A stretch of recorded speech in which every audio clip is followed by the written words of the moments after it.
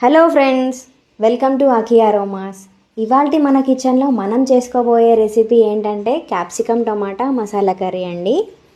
ఎలా చేసుకోవాలో చూసేద్దాం. ఇంగ్రీడియంట్స్ ఏం తీసుకున్నానంటే 4 టమాటాస్, 5 క్యాప్సికమ్స్, ఒక బిగ్ సైజ్ ఆనియన్ని ఇలా స్లైస్డ్లా కట్ చేసి తీసుకున్నాను. క్యాప్సికమ్ని కూడా ఇలా నీట్గా సీడ్లెస్ లాగా కట్ చేసి తీసుకున్నాను. ఇంకొక చిన్న సైజ్ ఆనియన్ని మాత్రం అలా డైస్ లాగా కట్ చేసుకున్నాను.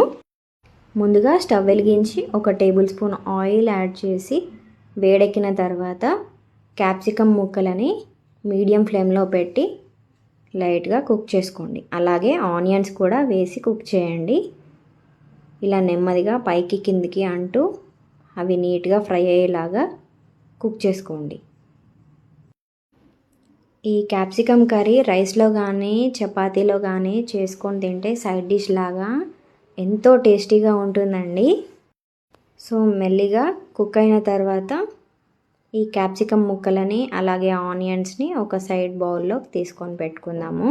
ఇప్పుడు ఇంకో టేబుల్ స్పూన్ ఆయిల్ యాడ్ చేసి 1/2 టీ స్పూన్ జీలకర్ర మరియు మనం కట్ చేసి పెట్టుకున్నటువంటి ఆనియన్స్ని లో ఫ్లేమ్లో కలర్ చేంజ్ అయ్యేంత వరకు ఫ్రై చేసుకోండి.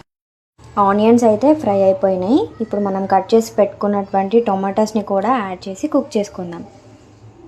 కొంచెం సాజీరా వేస్తున్నాను. 1 టేబుల్ స్పూన్ అల్లం కూడా వేసి టొమాటోస్ సాఫ్ట్ అయ్యేదాకా కుక్ చేసుకోండి.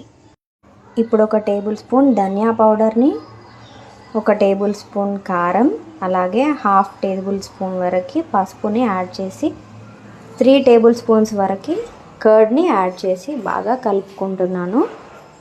సాల్ట్ రుచికి సరిపడా వేస్తున్నాను.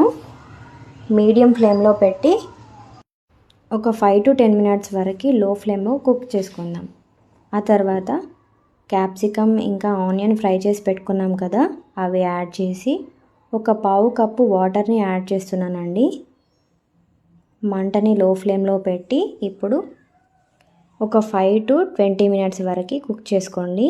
1 టేబుల్ స్పూన్ గరం మసాలాను అయితే యాడ్ చేస్తున్నాను.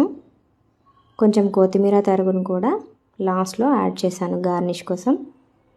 అంతే అండి, మనకెంతో రుచికరమైన క్యాప్సికమ్ టమాటా మసాలా కర్రీ అయితే రెడీ అయిపోయింది. మీరు ట్రై చేసి ఎలా కుదిరిందో లైక్ చేయండి, కామెంట్ చేయండి. Thank you.